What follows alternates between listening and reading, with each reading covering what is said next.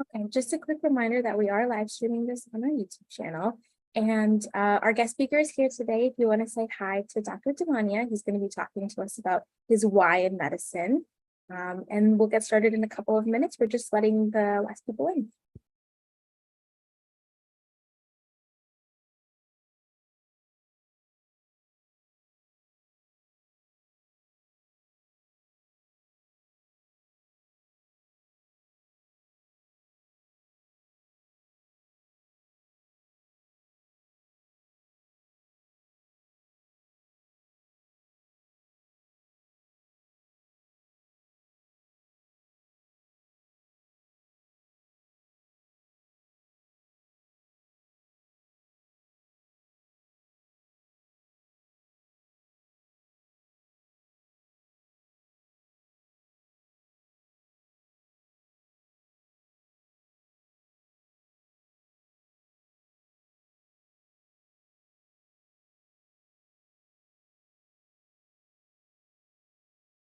Okay, so we're going to go ahead and get started. Just some quick reminders, make sure you stay muted while Dr. Tamani is presenting on his why in medicine. And then he, of course, will have time to answer questions at the end. If you have any questions from about his profession or about his career or about his why or just applying to medical school.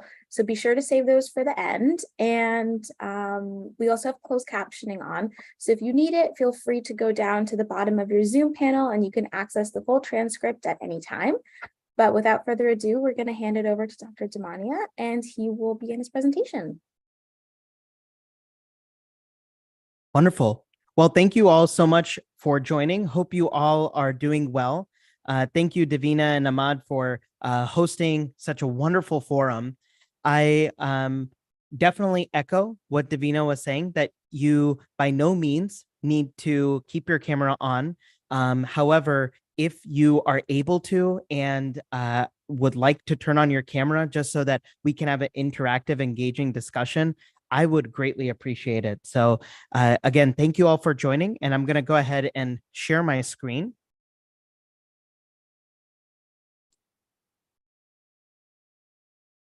And we'll go ahead and get started. I hope everybody is doing well, and I want to take a little bit of time to introduce myself. My name is Rahul. I'm a pediatric critical care physician. I'm going to be telling you a little bit about my story, but I first off just want to have this next 25-minute segment to get to know you all. And in particular, what I want to really cover is finding your why, especially when it comes to professional development. So I would love to hear from you all, if you don't mind, opening up the chat box and just putting in, why do you love the field of STEM, or why do you want to maybe even pursue a medical profession, whatever you're interested in? What is your why? I'd love to pause for a little bit, have you work into the chat or put your answer into the chat box and discuss it, especially at the end.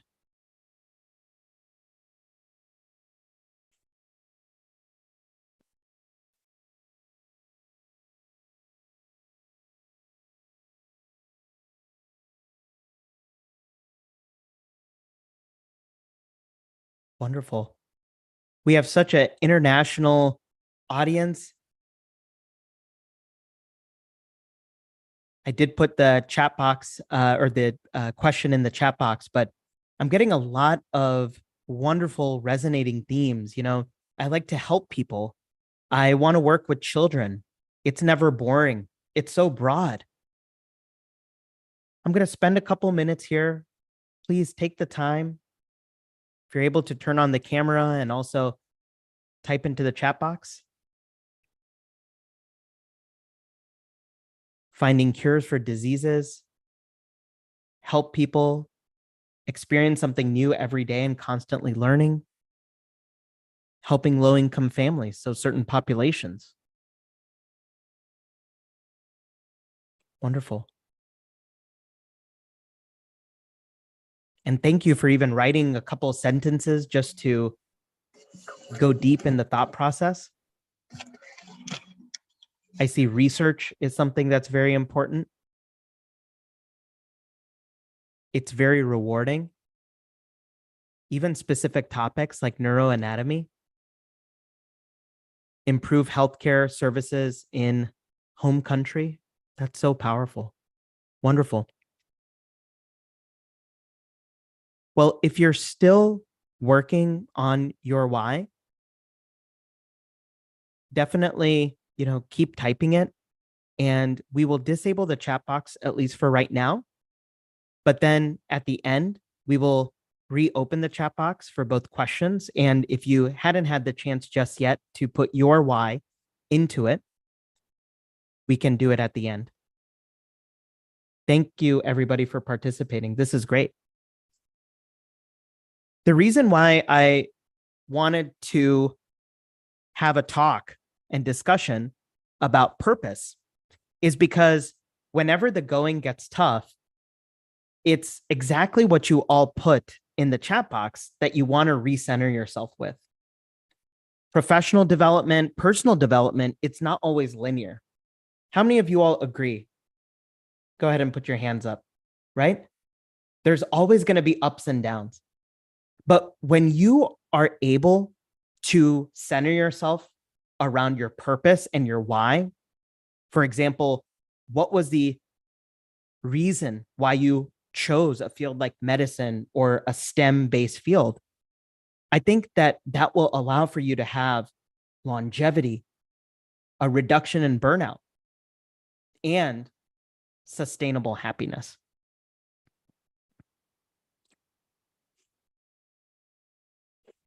This is a picture of me when I graduated medical school. This was one of my most proud moments. I'm sure you all have had proud moments up until this point. And I'm very confident that each of you, as you pursue whichever fields you desire, are going to have proud moments just like these, which you can use as an impetus to really inspire others. After medical school, I went to undergrad in Ohio, and I got into a 6-year direct BSMD program where I did 2 years of undergrad, and then I did 4 years of medical school. And it was during medical school, I had a powerful life event that I'm going to tell everybody about shortly that really drew me to pediatrics. And so I ended up doing my further training, which is called residency, in pediatrics, and I became board certified in general pediatrics. How many of you all remember your pediatrician or go to your pediatrician? Yeah, exactly. And so after I did pediatrics, I wanted to really specialize and go deep into a certain patient population, and that is the ICU or critical care population. ICU stands for intensive care unit. And I specifically chose to specialize in the pediatric intensive care unit, taking care of very sick infants, children, teenagers, and working with their families as well. So I went to Emory University in Atlanta, Georgia, and I ended up spending 3 years there only doing pediatric critical care medicine and learning the intricacies of this special patient population. After that, I just graduated actually last year from fellowship, which was at Emory, and now I'm an attending. And I'm an attending at Cleveland Clinic Children's Hospital in Cleveland, Ohio. And I also am one of the directors of academic advising at the medical school. And I'd love to kind of share some of my experience as we go into our Q&A regarding being at the medical school and, being in education.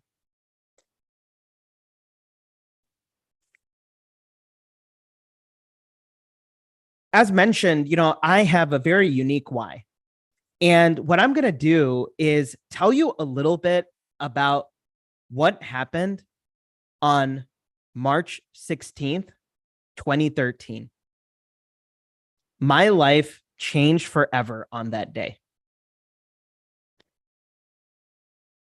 I was home for spring break and I was taking some time to study some of the medical school content and preparing for my board exams. And I was at home with my family when suddenly we find ourselves in the pediatric ICU at Cincinnati Children's, where my sister is at the verge of life and death, to the point where her brain was starting to swell because she had a spontaneous bleed in her brain. And it required emergent ICU level care, as well as neurosurgery care, which are brain surgeons. It was at this point where I started to really not only be emotional about my sister's journey, but also became inspired to work with the pediatric population because my sister is 6 years younger than me, and she was an early teenager at that time. So let me fast forward 3 days into the hospital course. My sister is very sick. She is on the ventilator, which is a device that helps patients breathe. And I still remember sitting next to her while she was sleeping and has a breathing tube in on the ventilator. And I was reading my book. And this is my medical school book that teaches me about lung physiology, how the lungs work. Air goes in, air comes out. Oxygen comes in, CO2 comes out. And I still remember looking up and seeing my sister having those same breaths in and out. And it was at that moment that I decided that I really wanted to pursue a field that was focused on not only helping children in need, but also correlating things that we see in the book world and correlating it to the bedside as well.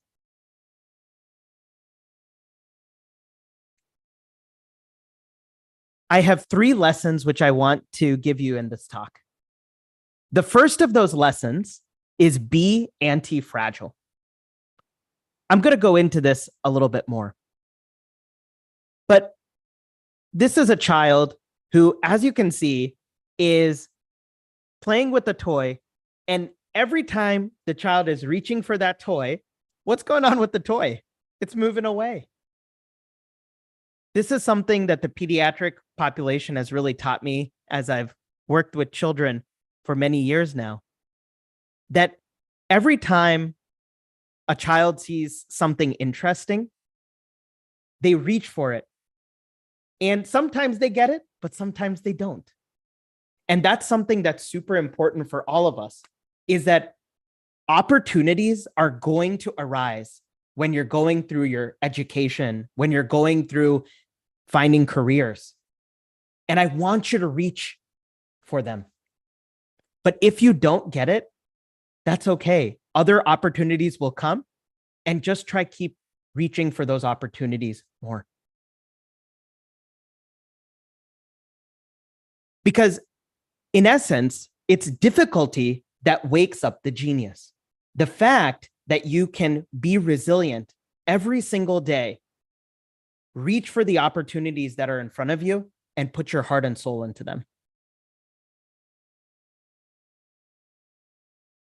I mentioned this word resilient. How many of you have heard of this word resilient? Yeah, right? And I want you all to hang with me here with this concept of resilience and contrasting it with anti-fragile. So if you think about a burning bush and this bush is on fire, what resilience is resilience is when the wind goes across this burning bush, the flames go down. Resilience is you get knocked down, and then after a while, when you heal, you finally climb back up. The flame starts going. But guess what anti-fragile is? When the wind comes across the bush, the flame gets bigger. I want you all in life to be anti-fragile. When adversity comes, think about that fueling your why even more. Think about looking at the situation, reaching for it more, and saying that adversity is all part of the process. Being anti-fragile. If I quizzed you right now and you're at home, I want you to just say out loud. I'll probably see many of you who have the camera on. What was the first lesson? Be anti-fragile. Yeah, exactly. Second one, stay curious. Curiosity is the wick in the candle of learning. Remember that if you're not curious, the learning candle won't be able to burn. I got a candle that has been there for so many years now, and now the wick is so small, it's not burning anymore. I have to go to Bed Bath & Beyond and get another candle. But when you're being curious, that allows for you to be better every single day because you're constantly looking at information and recentering whether that information is going to be able to fuel your why and make you get better either professionally or personally. When I was in medical school, I was very curious. I still am curious. And many of you, when you put into the chat box, what was your why or what is your why? You say, I just love learning. And if you ask my wife, she says, Rahul, you are addicted to learning. I was not only addicted to learning, but I was also addicted to teaching others, my peers, those even more senior to me, my underclassmen. And it was this curiosity that really fueled my why for not only attaining knowledge, but disseminating knowledge, talking to bright people just like you all. And so what I ended up doing was rather than, hanging with my friends all the time at the pub, I really wanted to do something great and combine my desire and curiosity for technology and science and combine it together. And so I created a company called HyGuru, HYGURU. That stands for High Yield Guru. Do you remember that book that I showed you at the beginning of this presentation of board exams for medical school? That's exactly what HyGuru focuses on. Teaching medicine that helps students not only prepare for boards, but also so that it can help somebody at the bedside. And so my motto is learn, integrate, apply. When it comes to preparing students with HyGuru and my methodology and for this board exam called the USMLE, which stands for United States Medical Licensing Exam, I really inspire my students to stay curious so that they can learn, make connections with material, which is called integration, and then apply it where? To patients at the bedside. I also started a podcast to disseminate information and knowledge related to medicine and pediatric ICU. And this podcast is called PICU Doc on Call. I did it with one of my mentors in fellowship when I was at Emory. And through this mentor-mentee rapport, we have really been able to disseminate this podcast on Apple and Spotify to 95 countries around the world. First lesson, be anti-fragile. Second lesson, stay curious.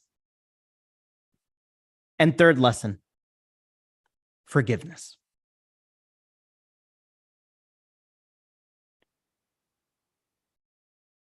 If you've seen a little baby get vaccines,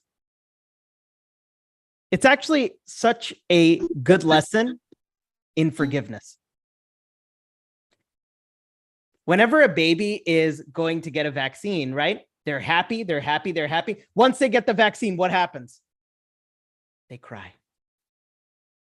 But usually, once mommy and daddy holds them, once the baby gets maybe like a bottle or a lollipop, if they're old enough, and you put the Band-Aid on, doesn't the baby kind of look like this? Which is going to be what? Doesn't the baby look like high fives all around? Cute and forgiving. And that is something that I want you all to really internalize, is that when it's when you think about forgiveness, I want you all to learn to forgive yourself when you come up short. When things get tough, or you think you made some sort of error, maybe you didn't talk to your parents correctly on a day and you got upset, or maybe you just didn't prepare well for an exam. As you are on your path of chasing your why, make sure that you forgive yourself.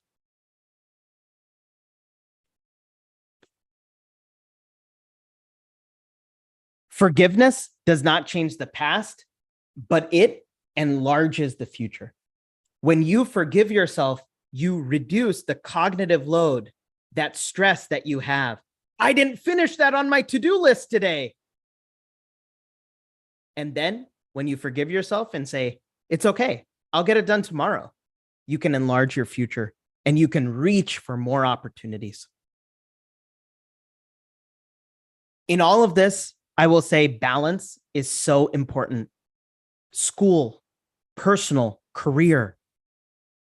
There may be other spheres, maybe your hobbies. Always stay balanced in this pursuit of your why. When it comes to balance, I'll give you a really good example. As a pediatric ICU physician, I am tasked to balance many different organ systems that go wrong or that can be critical in a child.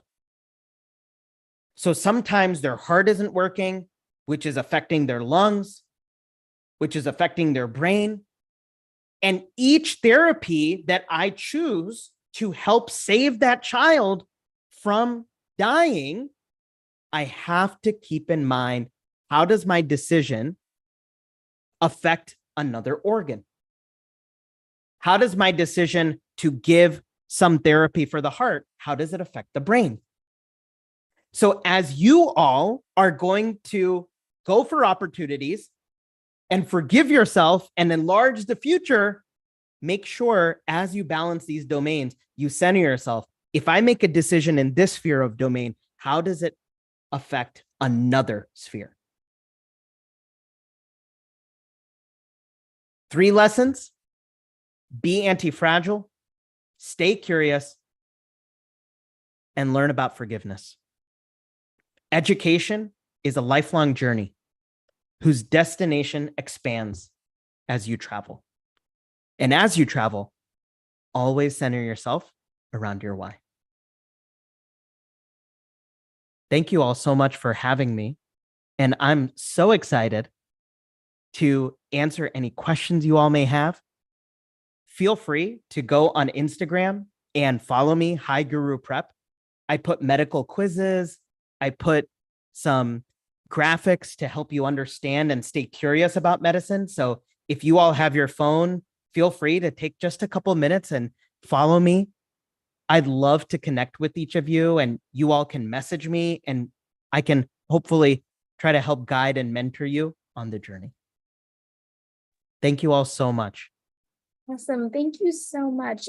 Something that we like to do that's a little bit of a tradition, since we can't give you a physical round of applause because we're not in a physical space, is to give you a Zoom round of applause. So if everyone wouldn't mind going to their Zoom reactions and giving a little clap, that would be amazing. Thank you so much for that very inspiring presentation. If people have questions, I'm gonna turn the chat on now so you can ask those there. We already have a couple of people with their hands raised to ask you questions as well, so feel free to switch back and forth between the two. Absolutely. If you don't mind, Davina or Ahmad, if you don't mind, if there are any specific questions in the chat box, if you don't mind fielding them to me and then asking them so that then everybody can hear the questions properly, why don't we go ahead and start with going through anybody who has their hand raised. So I apologize if I'm not pronouncing your name correctly, but feel free to, once you unmute, tell me the correct pronunciation of your name. Kaylin, feel free to ask your question. Thanks so much. You nailed the pronunciation, so no worries about that. Perfect. Hi. I really enjoyed this this talk you just gave. It was really inspirational. I thought I was like listening to a sermon. What really stood out to me was your words about adversity and letting your adversity fuel your why. Earlier when you asked that, part of my why is being the representation that I would have liked to have as a kid. So my question to you is, what kind of adversity have you faced as a person of color in the pediatric field? Because I plan on going into that field myself, and I just want to know how you have dealt with adversity like that, what your experience has been. Absolutely. Kaylin, thanks so much. And I'm so glad that you're considering pediatrics. When it comes to the workspace and the workflow in clinical medicine, it's really important to really understand the diverse team members who you have. Sometimes I've faced adversity when it comes to, my skin color or my ethnicity, and that adversity has been directly to my face or even kind of a microaggression behind my back. And in all of those situations, I always try to understand where the person is coming from and separate the person from the message.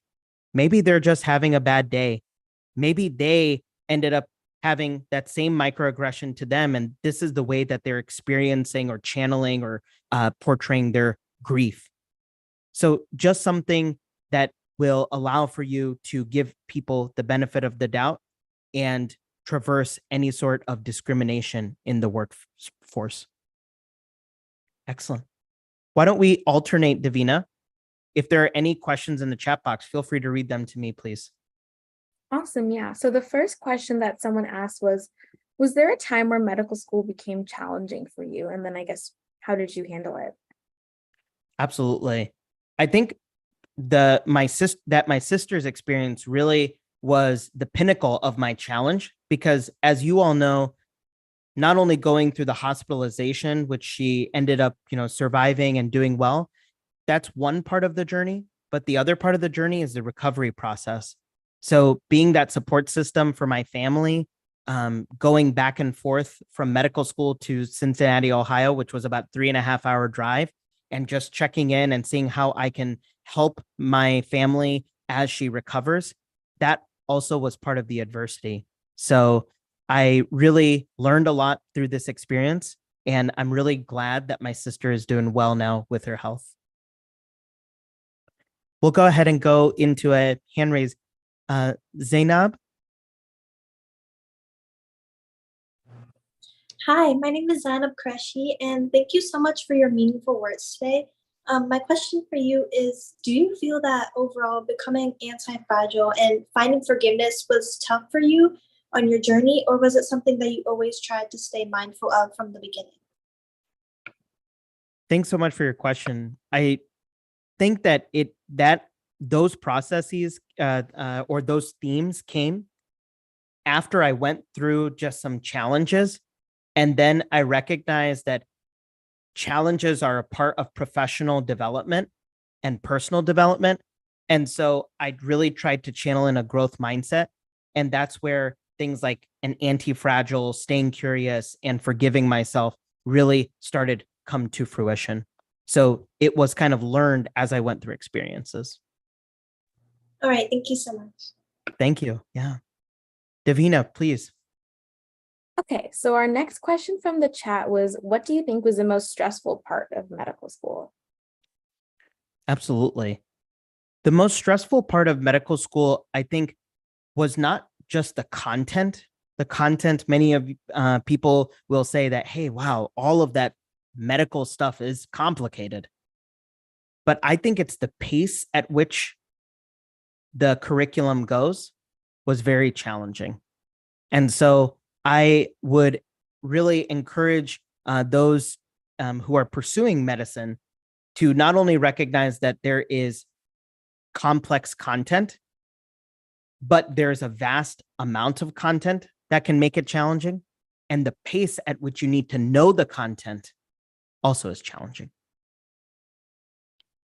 Leandra, what's your question? Hi, I just want to say thank you so much. I love your presentation. I'm actually planning to go into the pediatric field, especially in like the NICU, and being a pediatric surgeon really is important for me. I'm really afraid of going into the NICU or into the pediatric field because I feel that if I'm a surgeon or if I'm in a NICU, I won't be able to handle somebody's death as good as like somebody else's, because I know they're children, and that like would hurt even more. So basically my two questions are like, how did you feel if you ever lost somebody, and like what would you advise for people like me who want to go into the field but don't want to, like eventually we'll have to go through that grief but don't want to like carry that burden through us. Absolutely. Those are such wonderful aspirations and best wishes on your journey. That's great. One of the things, as I deal with death and dying pretty frequently in the ICU, is I like to channel that into more gratitude. I'm actually so grateful that when families have a child who's very sick, unfortunately, at life and death's door, I am trained and I have acquired the knowledge and the skills to inspire the team taking care of that child, but also be that listening ear, the educational ear for the family, and walk them through the process. I think as clinicians and physicians, we don't necessarily have a crystal ball.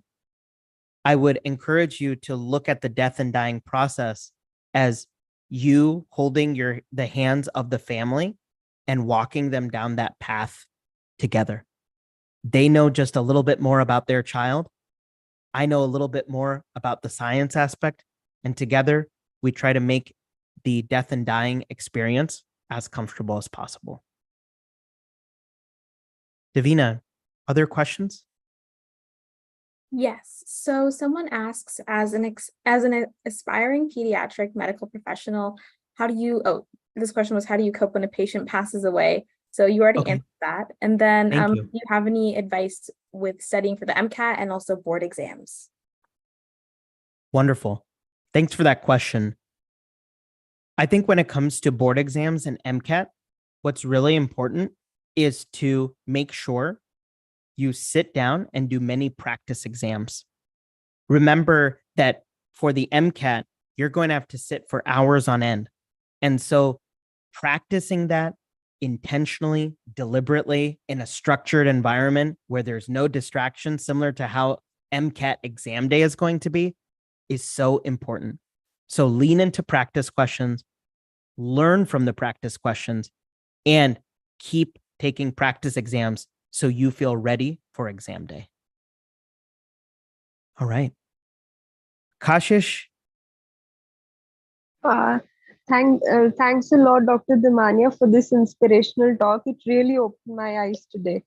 And one question I have is that I'm in college, so how should I best utilize my college life?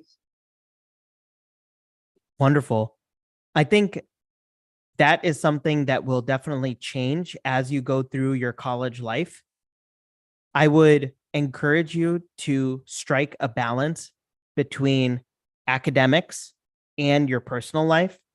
Developing hobbies is actually really good so that then you have somewhere to go when the academic life or the college life in terms of studies gets challenging. But I will say that this decade of your life, as you are in college, it's important for you to keep your studies a priority because that's what's going to open up opportunities moving forward. Stay balanced, but also make sure that you have a great aggression on your studies because that opens doors. Davina, what are some other questions? Yeah, so the next question is, how do you know if the field you chose is the right one? And then when you feel discouraged, how do you overcome it? Absolutely. I think that this goes back to what we were all kind of talking about is the why. And whenever things get challenging, I try to just accept that challenge, talk to others, get some support, and then try to see where I can learn and have that continue to fuel my why and my actions. I take that time to grieve for myself if I need, but I try to make sure that I come back stronger with more intention and making sure I learn from my mistakes. Sophia, please. Hello, Dr. Dominion. So I just wanted to ask because I'm currently in high school and I'm really interested in your career field, like pediatrics and everything about like that. So I just wanted to ask, so did you do anything in high school, like internships or mentorships or any clubs that really impacted you and helped you develop important skills or qualities to help you today? And along the same lines, did you also have like a mentor that helped you particularly? Yeah, absolutely. So what I ended up doing in my give me 1 second. I just got an important text.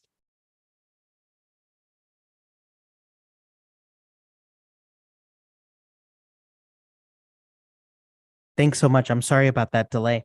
Uh so I thought mentorship and seeing what the field was like in terms of medicine was so important. So I ended up doing many shadowing opportunities. In fact, I started with my family members who knew physicians and then just started expanding from there. And then what I also started to do was actually contact the volunteer office at the hospitals that were around me. And not only did I sign up to become a volunteer, but I asked the volunteer department specifically, are there physicians who are interested in education and would be open to me shadowing them? And even if the volunteer office was unable to actually uh, comment or kind of say, hey, I know this person, they would lead me to the right direction or the right department. So I think that that's a really important skill as you are trying to gain your network is go with people who you know first and then branch out from there. Davina, questions in the Thank you so chat? much. Yes. Okay, our next one is, what benefits do you feel you received from doing a BSMD program? Wonderful question. The BSMD program is a unique program where you get acceptance into medical school from high school. So as a high schooler, I interviewed both for undergrad and at the medical school. The advantage of the BSMD program was that I had to maintain minimum requirements. And if I did maintain those minimum requirements, I was guaranteed a seat in medical school. And that assurance really fueled me in the sense that I was able to, number one, stay focused on being above the minimum range, but also I was able to have that flexibility to pursue other hobbies and whatnot because I did have that guaranteed acceptance if all went well. Ava, I'd love to hear from you. Hi. So mine is actually so similar to that last one. So first of all, I just want to ask, was your BSMD program, was that a shortened version? Like, was your undergrad and med school, like the length of time, was that shortened? Mhm. Yep, Okay. it was 6 years. So 4 years undergrad became 2 years of undergrad. Okay, so my question, because I'm so interested in those, like I find it crazy that people can do that.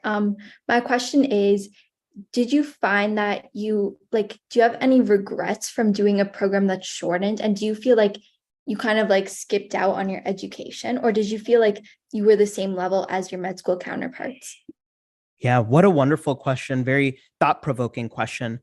Initially, that was a hesitation of mine that I wouldn't get the true college experience, but I recognized that the other cohort members, my classmates who were in the program, there were about 30 of them, they ended up becoming my close friends. And we tried as much as possible to have that same college experience, whether it was taking, a unique class like dodgeball in college, or, going out with friends and having that same college life. I ended up kind of striking that balance a little bit, and I didn't feel like it was something that I missed. And in fact, what was really nice is that when you start young, you end the whole process young. So I graduated medical school when I was like 23 years old.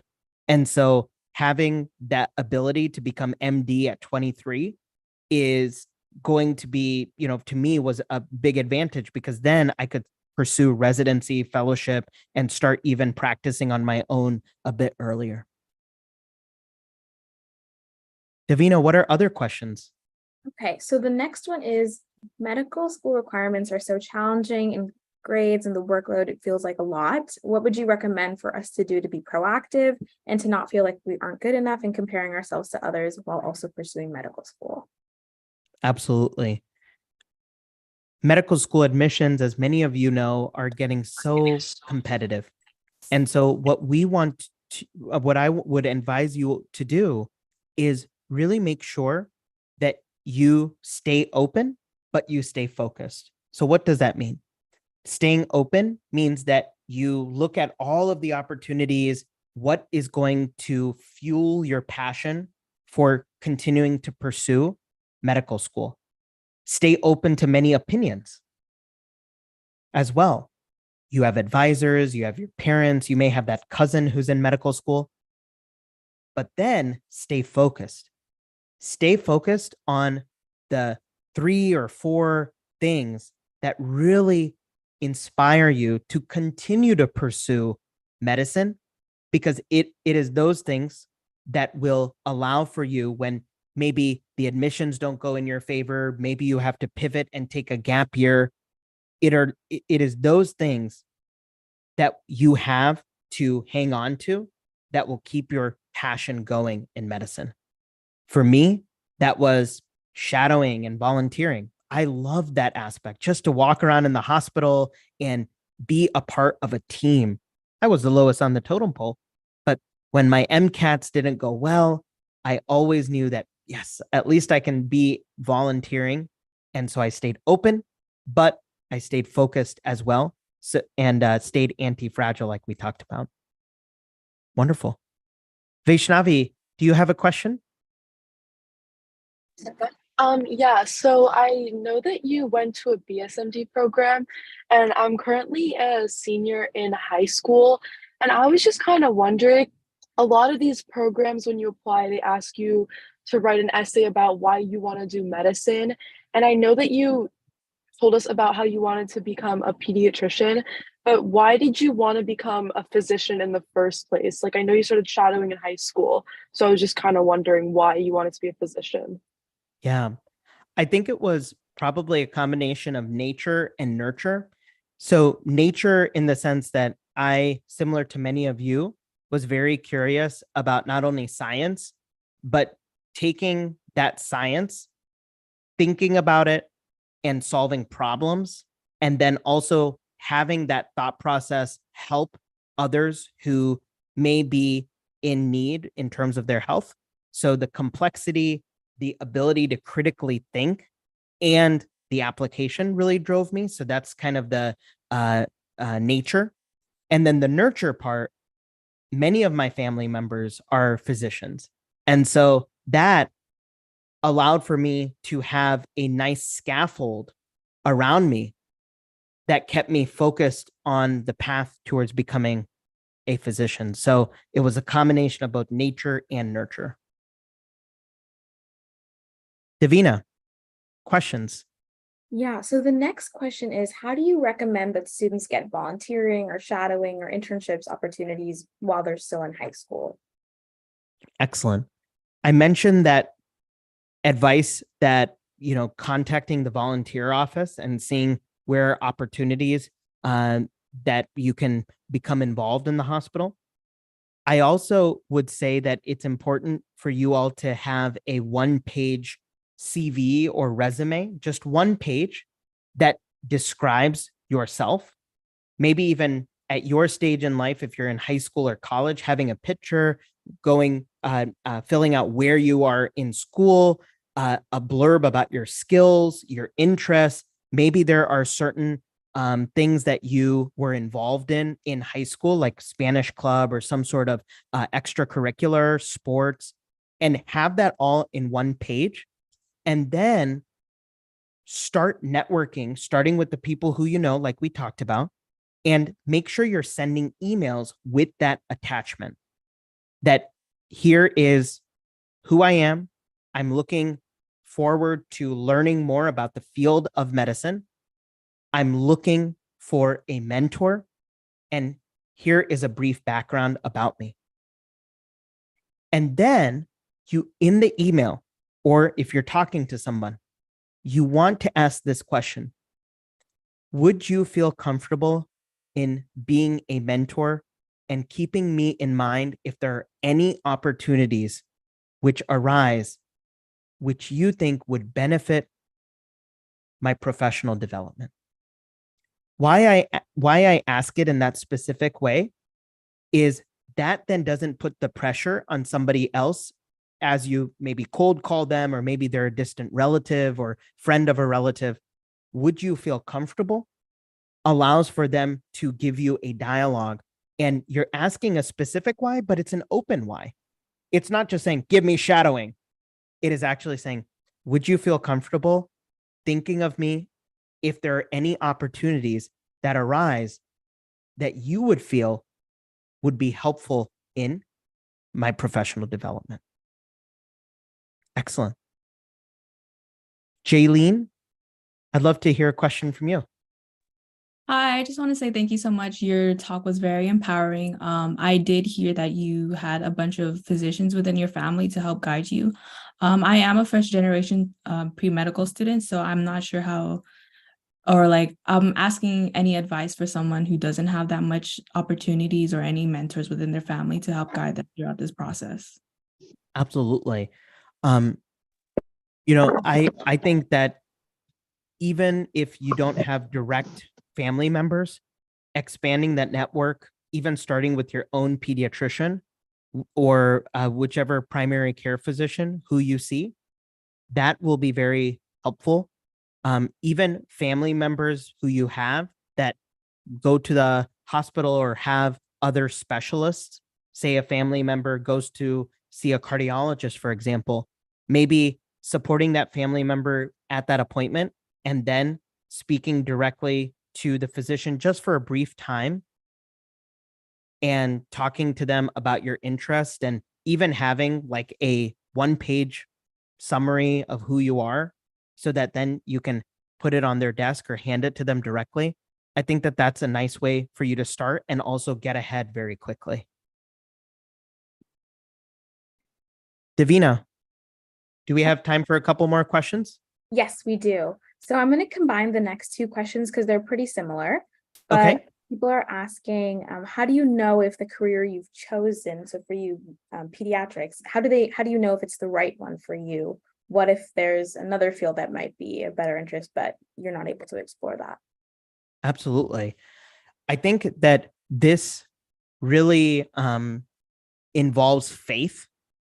And what I mean by that is that opportunities and life circumstances are going to come at certain times. And sometimes we won't know whether those positive or negative experiences, why they occur at those specific times. And so I always have faith that this is happening to me at this time. And because we as humans have intellect, you can take that experience. For me, it was, hey, a lot of pediatric experiences that were positive, and then reach for it, run with it, and never look back, in the sense that you're open, but you commit because you have faith that all of those experiences came for a certain reason. And this is how you use your intellect to interpret them. And so maybe there was a field that my skills could have fit that I wasn't as exposed to. And I still have the opportunity to work with those physicians day to day when I'm in the hospital.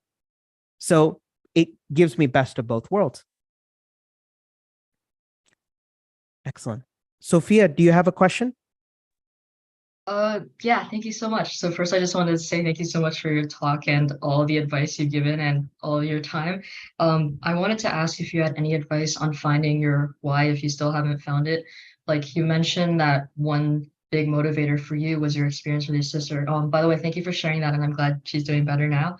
But I Yeah. guess I was wondering, like, if you haven't really had anything major happen that makes you sure or certain about the path that you want to take, um, are there any experiences that you would recommend seeking out to kind of have a better idea? Should they all be related to medicine, or like how do you choose? And how do you know that your interests and skills are best suited for a certain field? If sometimes if you like science and teaching, for example, you can also be a science teacher, or you can also be like in a different career. So I guess those are kind of my questions. Thank you so much for your Yeah. time.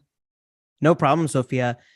It sounds like your mind is so like active and engaged and thinking. And I think that I want you to really keep that attitude up. It's about staying curious and really going back to your support system and having a conversation about how you interpret certain scenarios. Like, let's say that you went to shadow a science teacher, or you heard that being a science teacher was very cool. Well, coming back to your loved ones and your friends, family, support system, and advisors, and asking them about what they've heard. Because if they have shared experiences and the route is attainable, or there's clarity as to what's the next step. Okay, after high school, I will need to go to college for education. Okay, now you can then take that specific interest and move forward and consider it as a career. But always keep in mind, things can change, and have that mindset early on, such that when things do change, or when you have a feeling that things need to change, it's much easier and you can move forward in a new path. Thank you so much for answering my question. And I appreciate that you don't have to, I guess, know for certain 100%, and you have the flexibility to change. Thank you again. Davina, do we have time for one more question, one last question before we wrap up, maybe? Sure. Okay, so I'll ask a two-in-one then. So someone's asking how you finance medical school, or if there are ideal ways to finance medical school, and then if there's anything you regret about your journey. Yeah. What a wonderful question. Talking about the finances, there are many ways. Some come in the form of federal loans, private loans, loans from friends and family, gifts from family members. So there are many different ways to fund the actual tuition and costs of medical school. And then the second question, Davina, do you mind just reminding me about the second part of that question, please? Yeah, so the first part was about the finances, and then the second part was there anything you regret? Oh, yeah. To be very honest with you, I feel like there were many challenges and many hardships which I faced in terms of academic or just life circumstances, which I shared with you. when I look back, I don't necessarily regret anything really. I'm like so happy. I love, love, love what I do. I love being here with you all. And, one final point that I will tell you all is that the secret to happiness is making sure you reduce the expectation. Because when we think about why we get frustrated in life, it's because what we expect and what happens in reality doesn't align, right? That's why we get frustrated. And so when you divorce yourself from expectations, that doesn't necessarily mean don't be goal oriented, but combine pure intention and pure action together and just say, this is the best that I can do given the current state. And you'll always be happy with the outcome because you don't have an expectation. You are just doing it based on pure intention and deliberate action that was better than your prior actions. I hope that was helpful. Yes, it was. Thank you. Wonderful. If any of you have any more questions or would like to email me, I will just place my email into the chat box. I also am more than happy to message you on Instagram. So I'll put my both Twitter and Instagram handle. They are the same. And then my email address as well. And I'd be more than happy to connect with you all and do my best to get back to you all in a timely manner. Ahmad, Davina, is there anything else which I can help with or wrap up? No, I think that's perfect. Yeah, so we will be sending out your social media information in your email after the session too. So don't worry if you weren't able to grab it from the chat now. And then I've also saved a list of all the questions that people have been asking in the chat. So I'll send those over to you as well if you ever have any time to answer them. But yes, our participants are saying thank you in the chat now, and we would like to echo that. Thank you so much for speaking to us today and for answering tons of questions. We really appreciate all of the knowledge and insight that you have in this field. Yeah, no problem. I'm happy to come back and look forward to seeing you all hopefully in the future. Take care, and I'm going to log off. Okay. Thank you. Amazing. Thank you so much. Have a Bye, wonderful everybody. day. See ya. Bye. Okay, so we'll also be sending out our guest speaker thank you form that you can fill out to say thank you to Dr. Damania. And if you fill out that form for all of the guest speakers that will be here during the program, so there's a total of 6 of them, you get an hour of volunteering. I'm also going to launch the attendance poll for today. So this is just to certify that you were here for our guest speaker shadowing session. It's super simple. It's just who is our guest speaker and what is their profession. Nobody's gotten it wrong so far. I'm seeing 100, 120 people answer it right now. So feel free to go ahead and respond to that. If you ever have any issues with Zoom polls, like you can't find it or it's not like letting you submit an answer, you can message me on Slack while the poll is happening, and then I'll excuse you from it because I know that you tried to do it while it was available. Yes, I'm seeing people ask in the chat that they can't find it, and then my response is just message me on Slack and I will excuse you from the poll. Okay, so I'll leave that poll open for another minute or two, but today we have Ahmad, who is our resident phlebotomist, who will be kind of teaching us a workshop on common medical procedures and vitals and those kinds of things and procedures and such.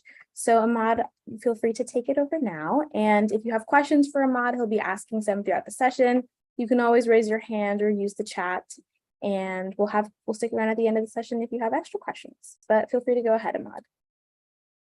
Hi, everyone, and welcome. I'm so excited to see everyone for our second workshop today for our Future M.D.s Summer Camp 2023. So exciting. Okay, I'm going to share my screen and we will get started right away. Today's content, we're going to have a lot of medical heavy content today. So feel free to ask questions. I'm going to try my best to talk as slowly and punctually as possible. And yeah, feel free to ask questions. I'll talk a little bit more my journey as a phlebotomist, how I got the job. So I know a lot of you all, I think, are high school students or undergrad students. And I myself, I am a, what's it called, sophomore in college right now at the University of Texas at Austin. And I right now I work as a phlebotomist. So I'll talk a little bit more about how I got that job, advice that I have, as well offer my mentorship to y'all. as I think it's going to be invaluable. Okay, so we're going to start off first. Okay, let's do a how are we feeling type thing. How's everyone feeling today? By the way, feel free to follow along by using the Google Drive. I have posted the slideshow in advance. So if you're like me, like I like to take my iPad out and like scribble scrabble as I do lecture. So feel free to do that as well. This will also be available after the session as well. I see a lot of 7s and 9s. I feel like a 9 right now too. Like it's not the morning, like it's midday, like, you know, it's feeling good out here right now.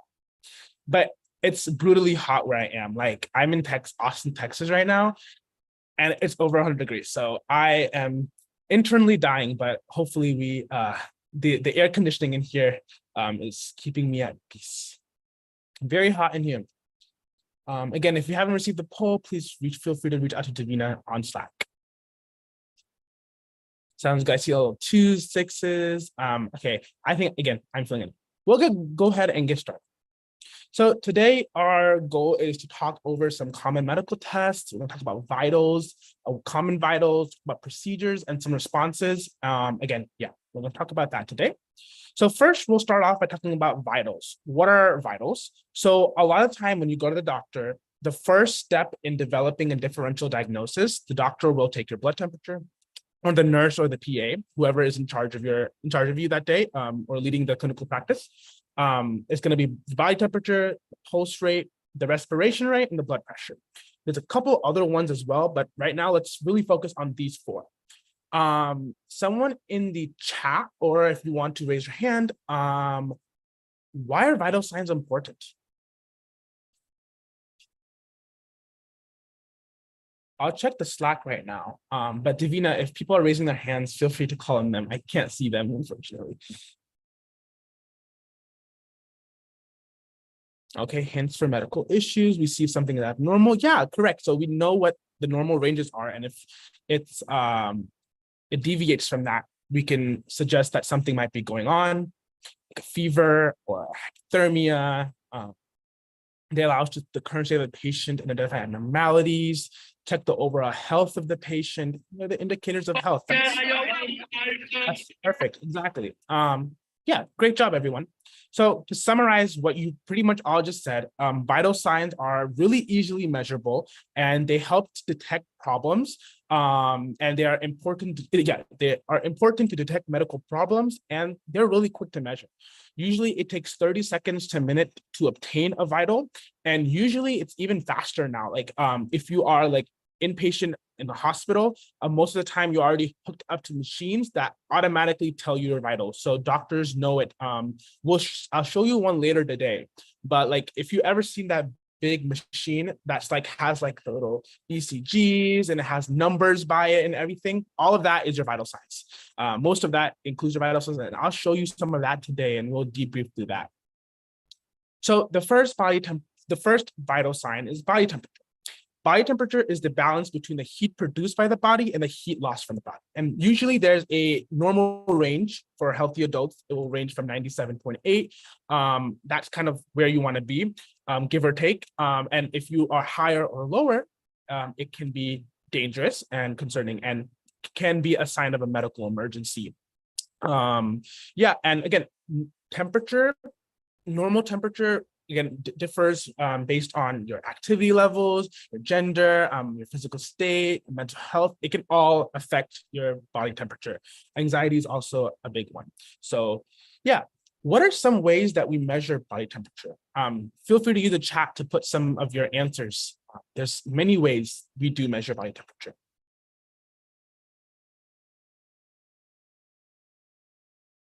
Thermometers, exactly. Physical contact, exactly. Thermometers, there are many types of thermometers. Forehead thermometers, yes, forehead thermometers have been recently like preferred choice, I believe. A lot of doctors or a lot of clinic offices, because it's such an easy way to measure, have turned to use that, especially after COVID. You see an image of it like right here. So yeah.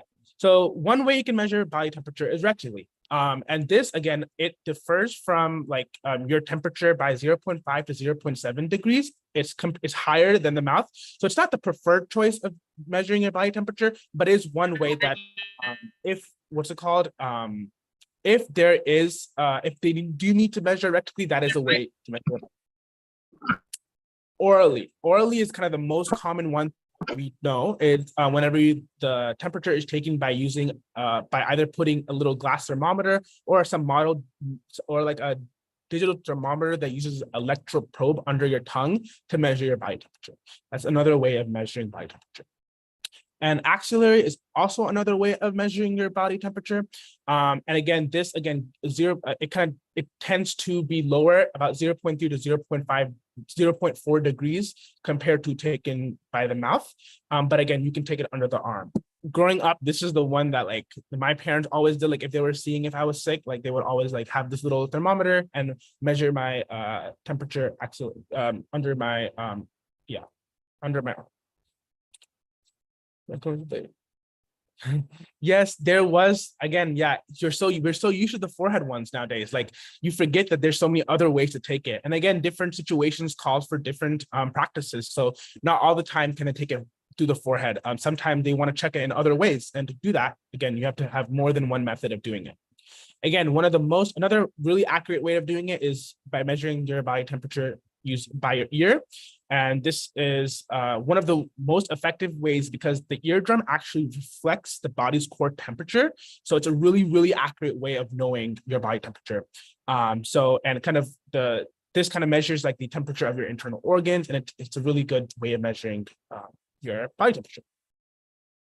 I mean, again, the one that most of us know right now is by skin. I think like most clinics or hospitals have adopted this by some means, is using a special thermometer that can quickly measure your forehead just by like scanning it. And they use some sort of infrared lights, I believe, to kind of get that number. And it's really, really accurate. I know like during COVID, like before you could even enter some stores or school, they would like make you like, kind of like just use this thermometer and see if you are sick or not. Again, body temperatures, when they're abnormal, this could be due to a fever. And if your fever is above 98.6, usually a fever is when it's above 98.6. And then when it's below 95 degrees is when it's considered to be in the range of hypothermia. So pulse rate is also another vital sign. So pulse rate pretty much measures the heart rate or the number of times the heart beats per minute. And this is really important in indicating your heart rhythm and strength. And it's kind of really important to know. And we'll talk about how this is measured now. So how do we measure pulse rate? The normal pulse for a healthy adult, and again, this is a healthy adult. For a child and an infant, it differs. I do have a slide later on kind of showing you those ranges, but just to keep it simple now, the healthy, pulse for an adult is going to be around 60 to 100 beats per minute. Again, the pulse rate again is going to fluctuate and increase based on exercise, illness, injury, emotions. That all affects your pulse rate. And does someone want to answer how we measure pulse rate and the three major arteries that we usually look at when we're measuring pulse?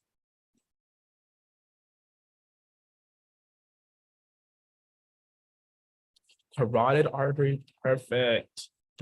Perfect. Brachial, radial, and carotid. That's all three. I don't know. Wait, did I have a? So here you go. I think. Okay, yeah, we'll talk about that in a second. So yeah, the three major arteries are the carotid, the brachial, and the radial. And I'll show you exactly where they're located. And then we're going to practice live. We're going to try and find our arteries and find the actual pulse. So again, whenever you're measuring pulse, one really, really important thing you have to do is you have to use two fingers, which is not the thumb. You never want to use a thumb because a thumb has a pulse of its own. So it's going to read a false reading. So you don't want to do your thumb. You only want to use your two fingers. I prefer to use these, and then you kind of just put it around these areas. Again, if you put it near like the radial artery, you'll find a pulse. If you try and feel now, and you can usually count your pulse for 60 seconds to determine your pulse rate, or 15 seconds you can measure, and you can find your pulse rate for 15 seconds and then multiply it by 4 to calculate per minute. Again, the carotid artery is up by the neck. The brachial artery is like in your AC area or antecubital fossa area. If you put your hand down, you can kind of feel it. I feel mine. Take a couple of minutes and let's see if we can find where we can get our pulse. And then the radial one, as well is towards the thumb. And if you do have to be very gentle, and something I have learned in like working in a hospital setting is like you really need to like when you're doing any sort of like patient interaction, it's like on dummies, like CPR is much different on a dummy compared to a human person. Or when you're measuring a pulse, like on a dummy, sometimes like I felt it, it's like such a beautiful pulse. Like, of course there's a pulse, but sometimes people have weak pulses. Their pulses are very vague. You have to be able to identify that. And so by knowing where there are, so if you can't feel a radial pulse, you can look for a carotid or the brachial. Just feeling it and knowing where they are anatomically is really important. Were people able to find their radial pulse? For brachial, yes, I usually extend it when I try and find the pulse. It's kind of hard whenever you don't. Yeah, I would definitely recommend I think what I've seen in different practices when they try to find their the brachial pulse is the arm is extended. Same thing like when people take blood pressure, you have to have your arm extended. You don't want it kind of up. You want to extend your arm. Okay, perfect. Okay, the next vital sign is your respiratory rates. And this is, again, really important to know how many breaths per minute you're taking. And this is really easy. You kind of just count number of breaths for 1 minute by counting how many times the chest rises. And respiratory rates may increase based on fever, illnesses, and other medical conditions. And typically for adults, the normal respiratory rate is between 12 to 16 breaths per minute. Yeah, again, in the hospital setting, there's usually machines that quickly can determine this. Yeah. And I think another vital sign that we are going to discuss today is blood pressure. So blood pressure is the force of the blood pushing against your arterial walls during the contraction and relaxation of the heart. Each time the heart beats, it pumps blood into the arteries, resulting in the highest blood pressure, which is diastole. And when the heart relaxes and the blood pressure falls, systole is that's the term used for that. And there's normal ranges for that. And that's really important to know. There's normal ranges for your systolic and diastolic blood pressure. Yeah, reading. Talked about this. So normal blood pressure is going to be between 120/80. That's kind of like, what's it called? I see some questions in the chat. I wanted to ask if you could elaborate. Yes, I will elaborate on that. Definitely.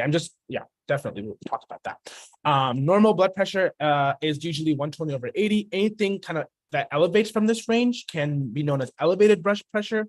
That's when your diastolic is lower than 80 and your systolic is 120 to 129. And then stage 1 high blood pressure is whenever you have your systolic in the range of 130 to 139 and your diastolic blood pressure between 80 to 89. And it kind of just goes up from there. So if you have 140 or above, that's stage 2 high blood pressure. Yeah. So what are the medical terms for low and high blood pressure?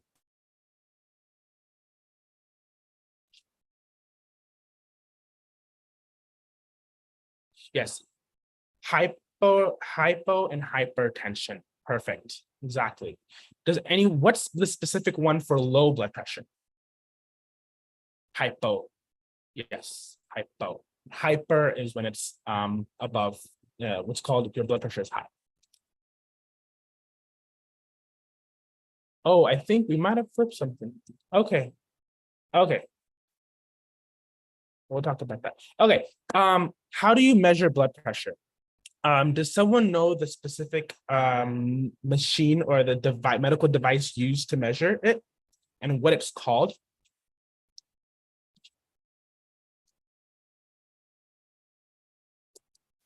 Feel free to unmute and try and say, I know y'all can like type it out. I can too, but I want to hear y'all say it because it's hard. It's a really hard thing to do. So feel free to unmute and raise your hand and we can call on you to, yes, Jalen. I think it's pronounced sphygmomanometer. Sphygmomanometer. Good. That's really good. Great job. Does someone else want to try and attempt to say it?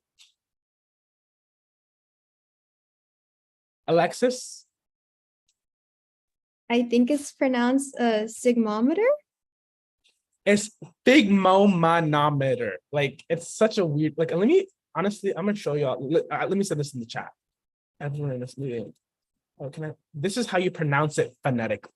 Sphygmomanometer. Sphygmomanometer. Yes, that's how you pronounce that word. It's really, I can never say it. I just know it's the blood pressure thing, the blood pressure cuff. This is the machine. Yeah.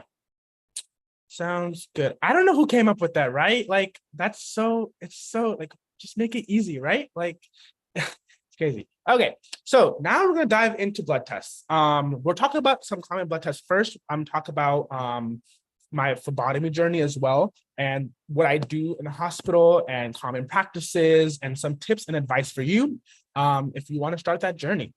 Yeah. Okay, so you might be wondering, like, why is a phlebotomist even a profession? Like, what is its importance in the realm of the medical field? So you're sick, or a patient is sick, right? And they go to the ER, right? The doctor completes their differential diagnosis, which is kind of a list of possible conditions caused by the patient's symptoms. Then they can either confirm, their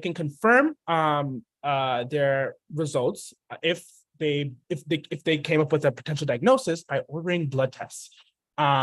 The blood test tells them a lot of things. It tells them different values in the body. It tells them their white blood count, their red blood count, and whenever these are abnormal, they lead to specific symptoms of specific illnesses. So knowing what your blood results are is critical.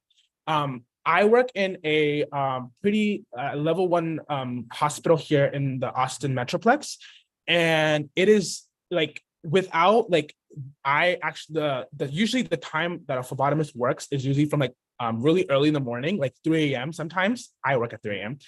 To like 7, 8, 9, 10, 11, and there's usually phlebotomists throughout the day. But the highest demand for phlebotomists are from that time, 3 a.m. to like 11 a.m. Because during this time is when the doctors aren't here at the hospital and patients are usually sleeping, is when you go in and draw the blood. Because whenever the doctor needs the blood results before they come in. They want it on their chart what the blood results for the patients are, because they can either prescribe more medicines, or they can see if the patient's getting better. So without like phlebotomists, they're literally like, if there's not a blood test that's run on a patient, it's really hard to tell what's going on. That's why, like, even during code blues, any traumas, phlebotomists respond, because you need to get the blood to know what's going on. The patient is, for instance, bleeding out and they need to do a blood transfusion. In the hospital setting, something that's called an MTP is called, which is a massive transfusion protocol. It's whenever the phlebotomist will go and draw the blood in a pink top, which is to try to determine the patient's blood type. And then those results are sent to the blood bank. And then the blood bank organizes the blood, collects it, and then the phlebotomist goes run that blood to the trauma center in the operating room. So that's kind of what's going on. So again, the profession is really key in understanding, like, if they're key in like what's going on, to understand what's going on in a patient. Yeah, a little self promo there.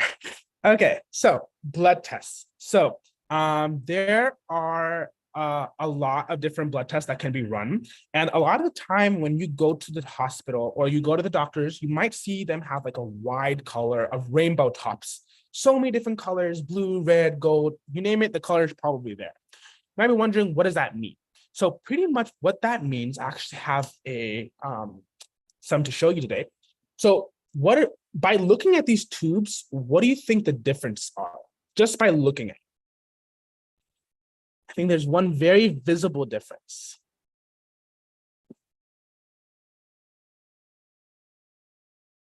The gel inside, correct. The color, of course. The stuff inside, exactly. So each tube has a different additive.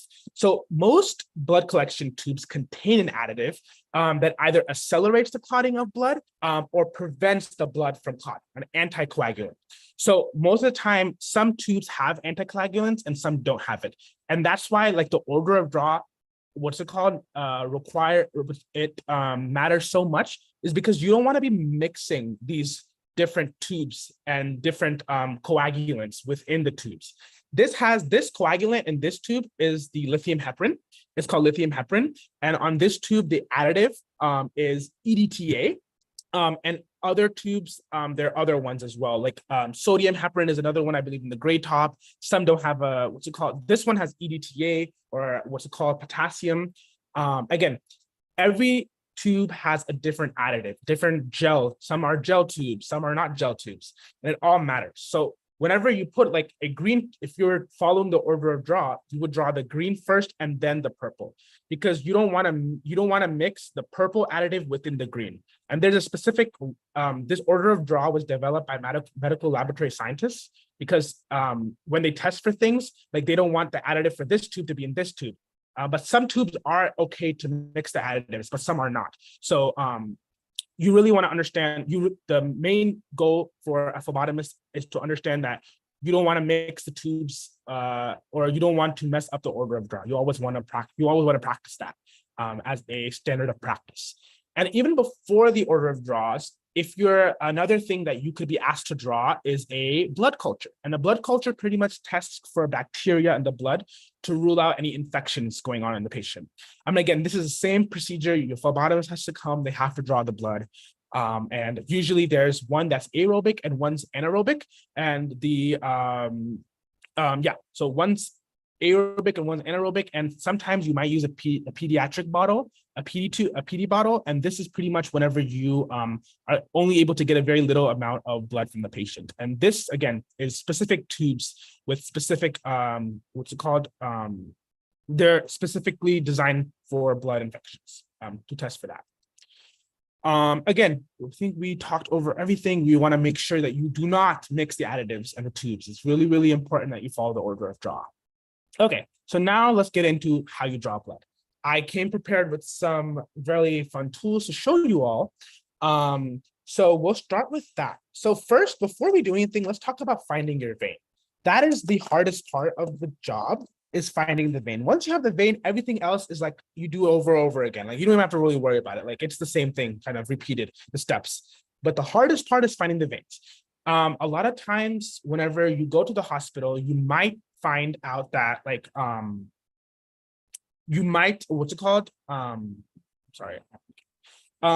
you put the tourniquet on a patient, right? You put the tourniquet on a patient and you think, oh, in my phlebotomy training, I learned that the cephalic vein it's more medial than the basilic vein, or this vein is more lateral than this vein. Again, that's how you learn it in school. But whenever you go into a patient clinical setting, you are not going to have that option of like, you're going to, of course, know where they're generally located, but patients are dehydrated. Every patient has a different vein pattern. I have not come across a patient that I've seen the same, like their same style of veins in two different patients. So again, it's very different. And a lot of times you're trying your best to find it. And based on what the skills you've developed, you kind of just trust yourself and go for it. And that sounds scary. Like, oh, do they not know what we're doing? Most phlebotomists do know what we're doing. A lot of us do.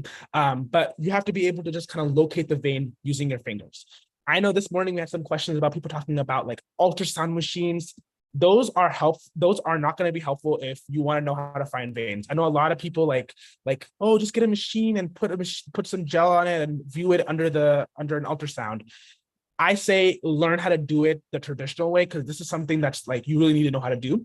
If you're going to the medical profession, ultrasounds can help, but ultrasounds, like I've seen nurses try to insert IVs using an ultrasound and they're failed at it, because whenever you're using an ultrasound, you don't know how deep to go. You don't know if you're like going at what angle you're going at. Like it kind of just shows you that a vein is there. And like, it's kind of like an x-ray. Like, of course, the veins are gonna be there, but the whole purpose of your job is to find exactly the direction it's going at and what the depth is. So what you need to do first is you put a tourniquet on and then you find your vein. Everyone, if you want to spend a couple of seconds like making a fist and trying to locate your vein, like I can feel my basilic vein right now.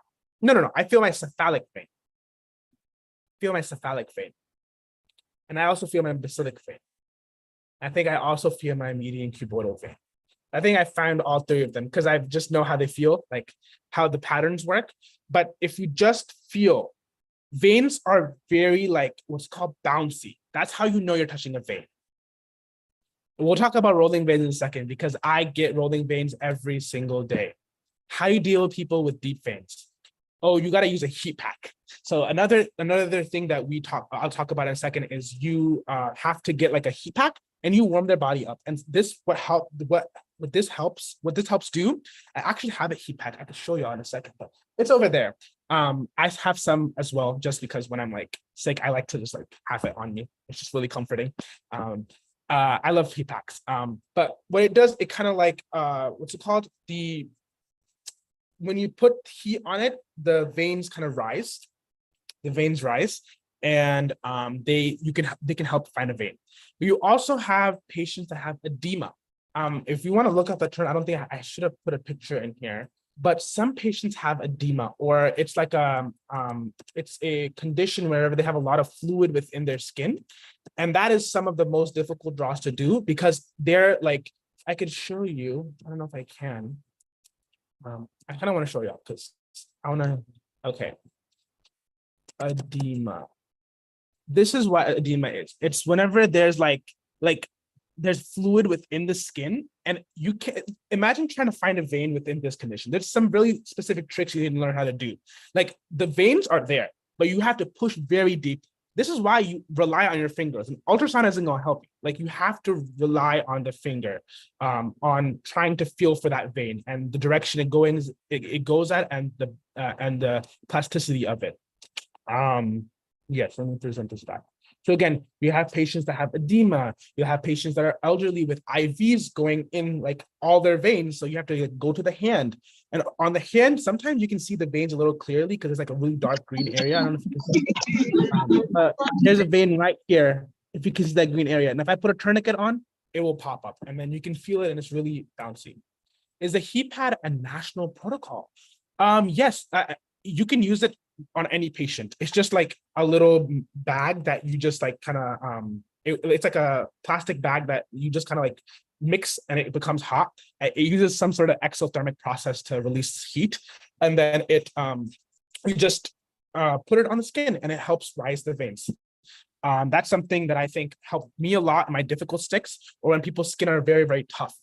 Or it's very like there's been patients that I've been to in their rooms and like they just have like skin and then you can feel the bone underneath the skin. There's no like there's no vein. So you have to like put a heat pack on because it's underneath all that layers and it comes back up. And again, you have to feel for small veins. Again, you have to be very, very careful and like you have to like feel for the vein. Never blind eye phlebotomy because that's going to hurt really bad. People also have rolling veins. Like a lot of times, I usually have some good rolling veins on my hands, but might be a little dehydrated today because this Texas heat. But the number one technique that I tell people when I'm training about rolling veins is like you want to hold the hand down. Like you want to hold it really, like you see like how I'm just like pushing against my hand in this area. When you push against it and then you got very, very sophisticatedly go into the vein, it doesn't roll. But you have to hold it very tight and you have to be very quick going in. A lot of people, they don't hold it tight and they kind of just, when you go in, the vein rolls. So you want to be very, very particular in how you hold the patient and the pressure you put on their arm to make sure those veins don't roll. And sometimes vein roll and then you can just try again, take the needle out, try again. Or what you can do is try and maneuver the needle back into the vein. That is definitely you want to have some experience before you do that. When I first started, I definitely didn't do that. But when I started learning about how it kind of works and runs, I am able to feel it again and kind of maneuver it to the right place and get the blood that I need. Sounds good. Okay, so again, now you've found your vein. Again, that's the most difficult part. And then everything is kind of like the same. Another difficult part that could arise is people might like your patients might be really scared. So they might just like jerk their hand off when the needle is in their arm. So then again, you have to try again. And you might want to call in a nurse to hold the patient down, or you might want to like tell the patient to do some breathing exercises or let them know, hey, I'm going to poke you in 1, 2, 3, and then go in, you know. That's some skills that I have learned to be helpful. So you find the, what's it called? You found the vein. So then you have two options. You can use a butterfly needle and a syringe. I use a syringe. Some people don't use it, but I'm going to teach the syringe method today. And then this is the butterfly method. And then you have your straight needle stick. Two different methods of drawing blood. The straight needle stick is going to be when you find a vein that is very like palpable, and you feel like it's not on the hand and it's in the AC area. You feel the vein, you pretty much hold the needle. This is the vacutainer hub. You hold the needle and then you go into the vein at an angle. And then usually you'll feel some sort of resistance, and that's how you know you're in the vein. And then you can use these little, what's it called, syringes here on the side to kind of hold and keep it steady and put your, what's it called? Put your tubes in the order of draw. Which tube would go first in this? Would it be the green one or the purple one? And answer some questions in a second. Green and then purple, correct, beautiful. Perfect. So yeah, that is a skill. And again, you want to be really, really careful. I kind of push the needle down a little bit onto the patient, because then even if they move, like my grip is really tight. And so I can still get the blood. And like 90% of the time when I miss a vein, all I need to do is pull out the needle very little bit and the blood will come gushing out. So honestly, like if you don't get the vein if you don't get blood right when you put the thing in, the tube in, you can just pull a little out, and most of the time the blood will start suctioning up based on if you are in a vein or not. And that's kind of what happens to me a lot nowadays, because sometimes I might go a little deeper than I intended to. So I had to pull out just a little bit. And again, I go in a very specific angle, not too deep though, because you don't want to hit a nerve. Yeah, so that is the method for what's it called? Straight needle stick. These are actually called vacutainer hubs, and they're the blood collection device that you could most of the time probably get your blood drawn from this. Now, you have a patient who has very skinny veins, or you want to go in the arm, or sometimes you might want to go between the knuckles, or somewhere in the arm. Like I'm gonna tell y'all, I have drawn blood from like up here, upper arm, all the way down to the fingers. So a lot of the times you are drawing everywhere in the hospital because patients have IVs going through them. So it's going to be really, really difficult to find like a place to find a good vein. So you will have to usually like I go for the hand a lot. So I am very careful when I go in the hands, because the hands have a lot of nerves in them. And all you need to do, we'll talk about what happens if you hit a nerve, or how you can prevent that from happening in the first place. I have never hit a nerve, so I'll teach you my strategies for that. So you'll use a syringe. You attach the syringe to the needle, okay? And then I close this needle just because I don't want to get stuck by the needle. So you will maneuver this. These are really helpful because you can be very delicate, and they're really like they're really small, and these like anchor to the vein very well. So you go into the blood, you go into the vein, and then right when you go into the vein, if you're in a vein, blood will kind of blood will fall into this like into this tube section. You'll see like a flashback. And then once you know you're in a vein, you just pull up very slowly. My first couple of times I did it like this, I went like, I was in the vein and I was like, whoop, I pulled out. That not only collapses the patient's vein, it also hemolyzes the blood. And it breaks the oxygen cells within the blood, and the blood is no good. And then you have to go redraw the patient. So you have to be very, very, very gentle when you pull up against this syringe. You go up, and I usually get for like 2 tubes, I aim for 3 to 5 mLs. Sometimes I have like 6 tubes, then I try to do 10 mLs. It doesn't really matter. And then when you're doing blood cultures, like we were talking about earlier, those little tubes for testing for infections, you're actually doing 20 mLs per tube. No. You're doing 10 mLs per, what's it called? Per bottle. So you're gonna usually, there's also a syringe that's 20 ml and 30 ml, and you just kind of push it up from there. You're gonna be very, very gentle. Again, this is like my preferred choice of needle whenever I'm like have difficult veins, or veins are small, or I know I might have to like relocate it because their veins are very rolly. I will use a butterfly needle. I think these are really, really good, and they help me a lot whenever I'm like struggling to find a vein on a patient. And again, it took me a lot of time to develop my skill. Like if it took me like, let's say, like I started the job, and I'll get more into that in a second, but it took me like 5 or 6 months to like be where I am at now. And again, there was a lot of self-doubt that played into that, because it was just a hard thing to do, because you learn on a dummy in school, and they have perfect veins, and like it's so easy to get the blood, like it's so beautiful. But when you go to the patient's room and try and get their blood, it's a different story, and it can be really difficult. What happens if you go too deep and if you might hit a nerve? Usually, if you go a little too deep, it should be fine. And I place a very big emphasis on the word should be fine. You really want to be very gentle where you choose to go. So don't go too deep. Like I only go, the needle is usually only like not even halfway in. So not even halfway in. I go in very, very gently, like a prick. Maybe if I need to go a little deeper, I'll go a little deeper. But you just want to go really gently. You don't want to put the whole. I've seen someone before like put the whole needle in the patient's vein. Like that's okay to do. That's why it's there. Like if you need to like maneuver it like deeply, but please don't do that. It's never necessary. Like you can always go in like only like halfway or like go in very slightly. Just go in very a little bit and it should be fine and you should be able to get blood. And if you hit a nerve, usually the patient will scream because you hit a nerve. You don't want to hit a nerve and you just should know anatomically where the nerves are.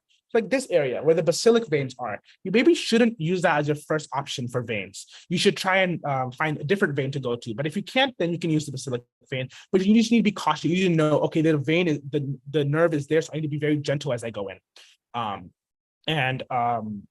Usually what happens, like I've never had, or in my hospital, I haven't heard of like anyone who hit a vein and the patient lost access to their arm. They can't feel anything anymore. That doesn't usually happen because you want to be able to, you can usually, it's called, if it hurts really much, if it hurts really bad, you just take the needle out immediately. You are really directed by the patient. If the patient doesn't want to do the needle stick, then you take the needle out right away. What happens if you're not able to draw enough blood, perhaps because of an underlying condition? So if you aren't able to draw enough blood, there's something called PD tubes, which I wish I'd brought with me. I don't have any, but there's like they're 2 ml tubes. Like it's a really, really tiny tubes. They're called PD tubes. And I'll send a picture, send me a Slack message. I can send you a picture of them. But PD tubes are whenever you have a patient who you can barely get any blood out of, and it just requires a couple of drops. And that again, is a PD tube because there's a very little bit about this additive and not this much. So it's the ratio matters for these.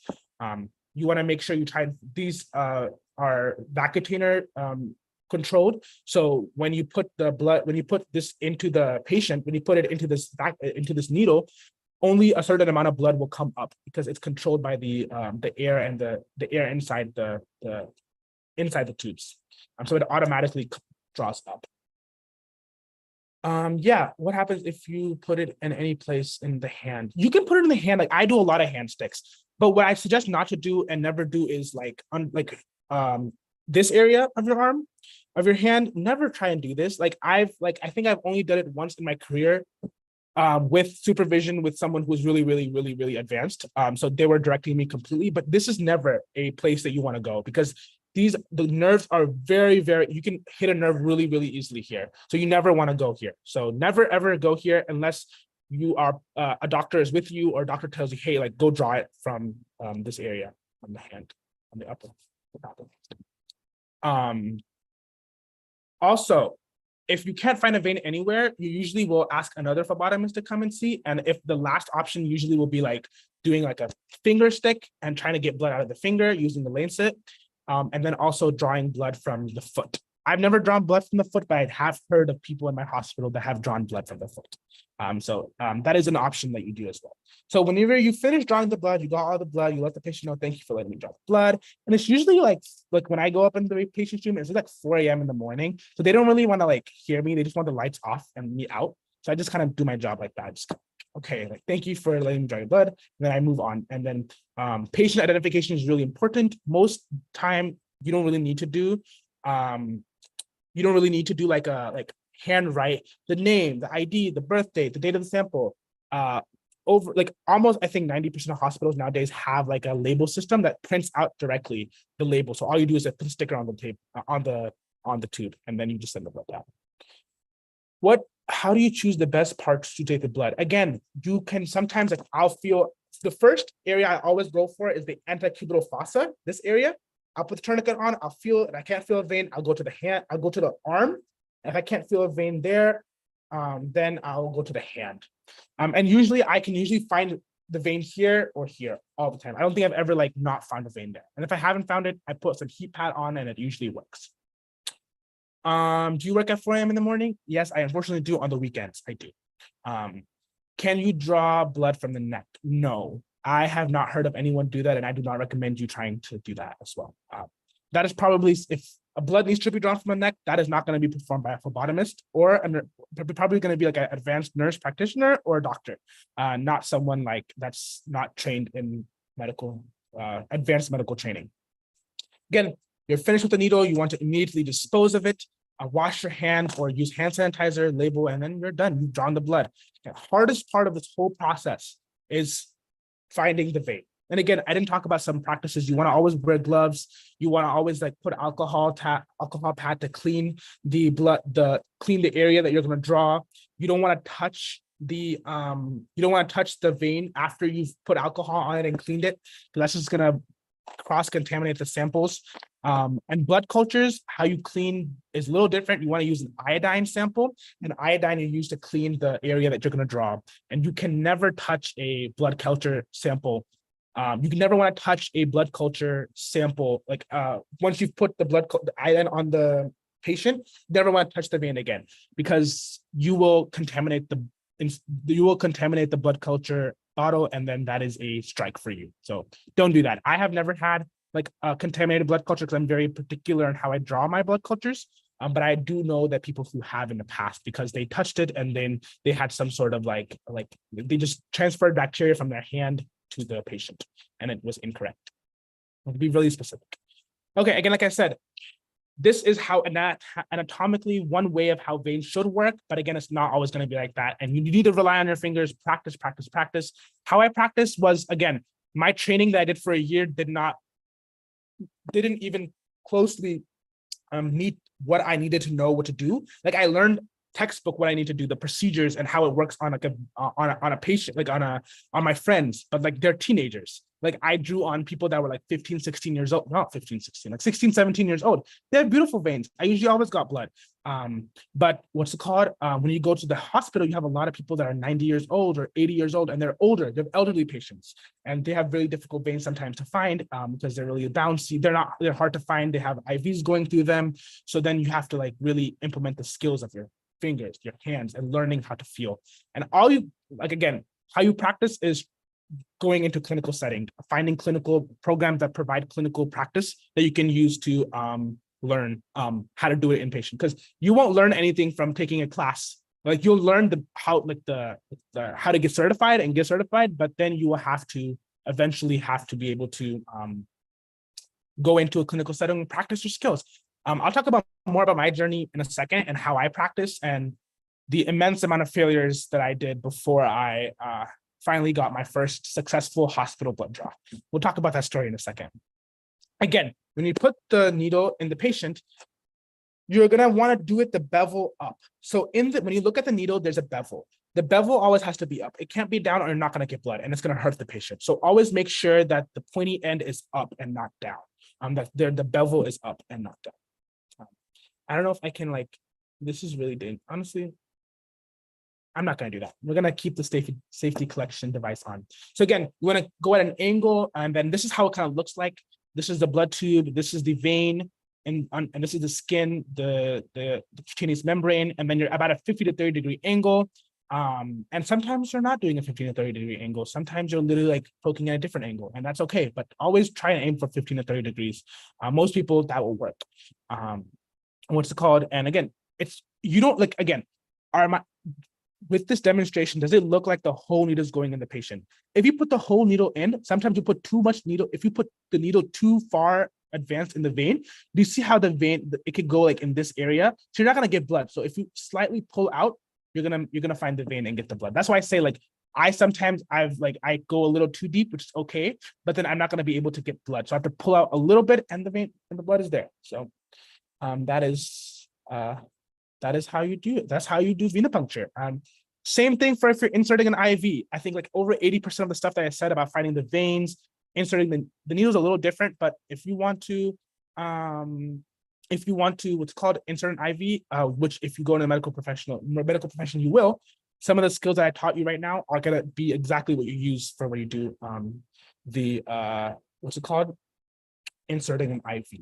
So a bevel is, I think someone asked. So whenever you do bevel up, it's kind of like the part of the needle. You can have the needle going like this, or you can have the needle like this. the bevel needs to be down. The bevel needs to be up. This area, like this, there's a little curve on the needle, and you want to always make it so that it is up and not down. If you look at this, when you look at a needle, you'll see exactly what I'm talking about. There's like a little curve that goes into it. I'm trying to like open this needle for you, but I don't know if it's gonna be, I think I did it. No, maybe not. I'm not gonna, I don't want to get poked by this needle. This has been my demonstration for a while. So we're gonna keep it intact. But I can send you some more pictures of bevels if you need that. Just send me a message on Slack. Okay, again, you can do hand tests as well. I think we talked about what's called finding your own veins as well, if you need to, if you are trying to practice it. And then, yeah, so I'll quickly brief into the section about the most common blood draws, and then I'll talk about my journey, because I think some of y'all are interested in learning about that. So most common lab draws, again, are the green tube and the lavender tube. The green tube is used for routine chemistry tests, and the lavender tube is used for routine hematology tests. So hematology is pretty much the department that's concerned with study of blood and the blood-forming tissues, and the light green is what's pretty much used for all your routine chemistry tests. So you might have a doctor come up to you and be like, "Hey, can you draw the sodium on a patient?" To be able to think, okay, what panel is the sodium consistent within? And you should know that it's a chemistry test. It's part of a basic metabolic process. It's part of the BMP lab test, and it's an agreed topic. So just memorizing that is just going to be important. When you learn it on your certification exam, you will need to know the different tests and what tubes they go into.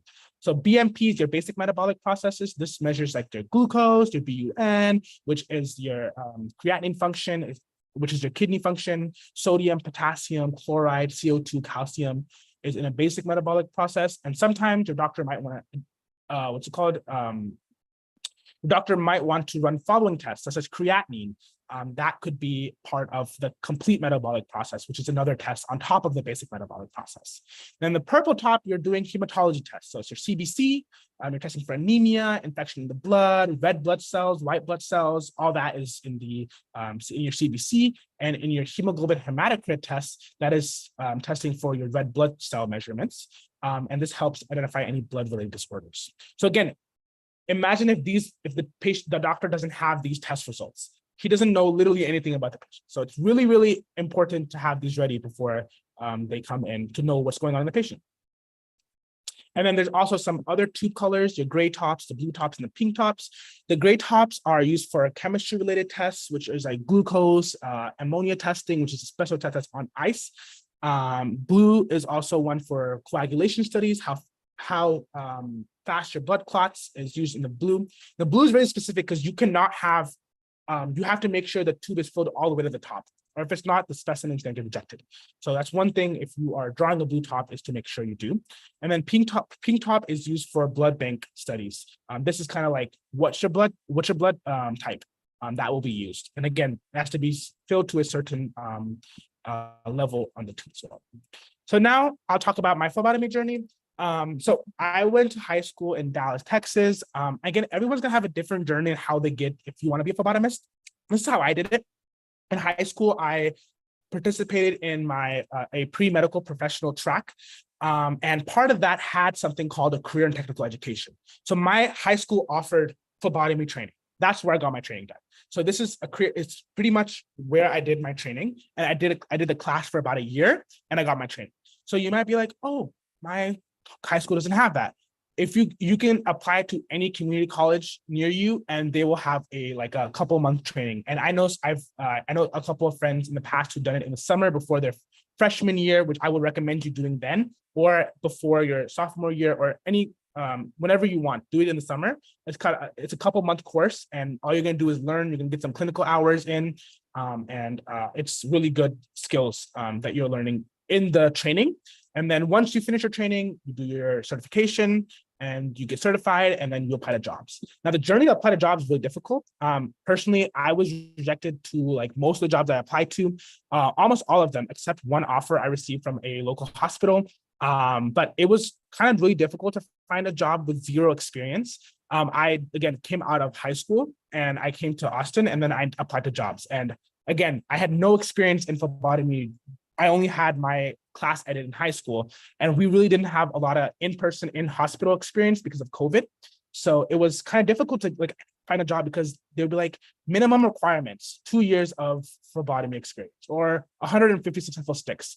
I applied to every single one of those as well. Even though I didn't qualify for it, I talked about that in my application and my interview. I was like, yeah, I know I didn't have the opportunity to, but I'm willing to learn. And they liked that. And they wanted someone that was would be interested in learning the profession. So again, you don't have to only apply to jobs that you on Google, the minimal qualification requirements.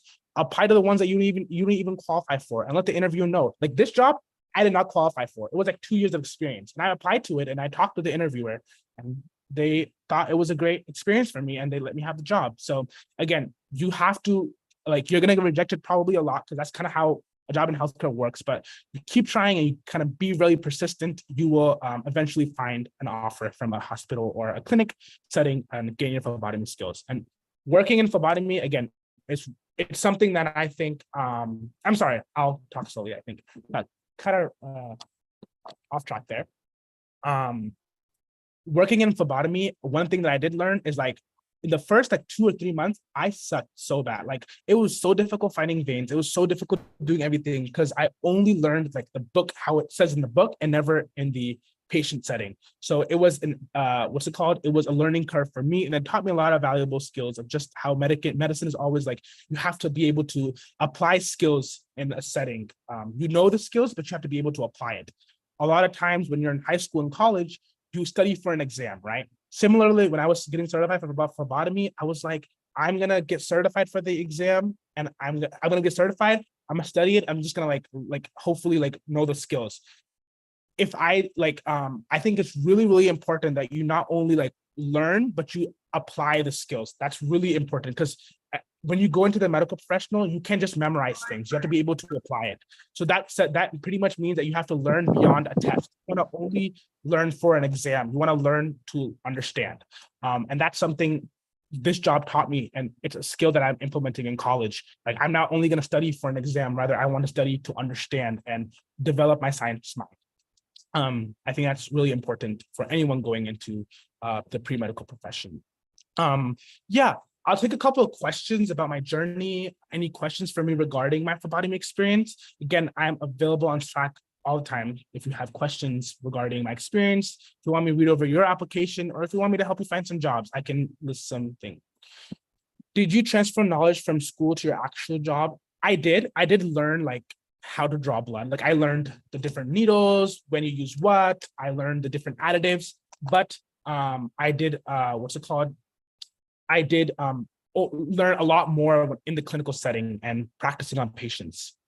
Do you continue within your specific field, or are you? So I am a pre-medical student right now at the University of Texas at Austin. The Longhorns here, hello. What's it called? Yes, I'm gonna, Zainab, I will answer your question in just a second. Sorry, I did not see your hand. But what's it called? I do phlebotomy part-time, and I am a full-time student. So yeah, I do hope to continue practicing for a couple more years, and hopefully if I get other opportunities, I will definitely look into those as well. Zainab, yes, hi. Hi, so my question was actually during your career in technical education during the summer, what were some of your favorite things that allowed you to explore while you were doing that course? So one of the favorite things I learned in the course, or like I think is essential, is learning how to feel for veins and put a tourniquet on. Because if you don't know how to put a tourniquet on, like a tourniquet helps kind of push the veins up. It's going to be very difficult to what's it called? It's going to be very difficult to find your veins, period. So I learned how to put a tourniquet on. I learned different blood collection devices, and I got to practice how a vein feels like on my fellow students as well. So yeah. Every country has different requirements. I bet I am completely like, I think Canada will possibly have similar requirements that you have to be trained to be able to practice. But like I said, look into community college courses. I did it as part of my high school, but I know tons of community colleges that offer the phlebotomy program, and you can do it as well. And it usually doesn't take too long to do, like maybe like a year, and some do a couple of months. Yeah. And if anyone else has questions, feel free to raise your hand. Certifications don't take long. Like certification exam is like, I think it's important to be certified because you know what you're doing. But there are other certifications like being a CNA and MA or EMT. I do know like some of my friends at the hospital, they like moved up to be a CNA or MA based on their experience in phlebotomy. Like that's really critical, like knowing how to find veins. That's just something that you can do as well. So once you've gained some experience, you can of course move up. And most of the time you don't need a certification to move up if you have experience within a hospital setting. I am currently in college, but I took this as like a side class in high school, and now I do it as part of my job in university. For someone who asked that. Yeah. Again, I will send these slides out to you all as well, but there's another way that you can IVs defer. Next time I'm going to draw, I will look for 2 players. Great. Okay. What are you planning to do after you graduate? I am currently an undergrad, so I am hoping to apply to medical school, hopefully in the next couple of years. A difference between an IV and what I do is I don't ever administer drugs into a patient. I only remove blood. IVs are used to put blood into the patient. Not put blood, I'm sorry. Put medications and fluids and other substances into a person's bloodstream. But you have to know how to find a vein. You're doing the same thing, and it's kind of use a catheter to administer those. Okay, I know we're gonna get into talking about code blue, but I think I kind of took myself away talking about my experiences. But I'm gonna send these slides out, and hopefully maybe next week I can do a mini session or something where we can talk over some of these skills if you want to look over it. We'll see if that's possible to do. But I think you learned a lot. I think I said a lot of useful information, I think. And I think what's it called? That will be like, if you have questions about that, I don't know if I want to like overwhelm you with more information, but feel free to ask questions now in the chat and let us know. How did you get hired despite your age? Honestly, I applied, like even like people in my hospital when I applied, like they were again surprised because I was like 19 years old, and they were like, how did you get the job? Like, why are you applying now? And I just kind of told them my story. Like, I'm really interested in medicine, and I applied to many jobs, and they seemed really they thought I was a good candidate for the position. And I had previous experience. I didn't work another job in high school, so I knew like how to, like, I've had experience working and like generally. So I did talk about some of the skills, and I did well on my interview, and I was able to get the position. A lot of times what people want to see in these interviews are that you're passionate and that you are wanting to contribute positively to the community. And that's something like that is gonna like push you forward in terms of other applicants. What skills did you highlight? Oh, what specific skills? I talked about like my application. I'm thinking. I honestly, the application was really, the interview was the biggest part of the application. I kind of talked about my journey into like my passion for medicine and where it arises from. I talked about that. It's a whole nother story. Yes, we can, again, that was what I talked about in the interview. I also talked about like my time management skills and like I had a high school diploma, and I talked about like how I was certified through a high school program. And they just, I kind of talked about my journey to my journey to the profession, and they seemed really driven by that potential, and I got the job. Again, I'm in college, so I'm still developing my skills, so I'm not perfect I'm still learning like you all, but I did use some of the experience that I had in the past and highlight that I was successful in those skills, and show them that I will be able to do that. Yes. Okay, so Davina is going to send out the last poll, correct? For Yes. this session? Yes, Okay. I am. Thank you so much for the wonderful information. Yes. Of course. Yeah. And what's it called? I'm going to send all these slides to you all to look into. We'll talk about what a code blue is, some common medications, as well as how you intubate a patient. And again, feel free to like look through the slides, ask questions on the Slack.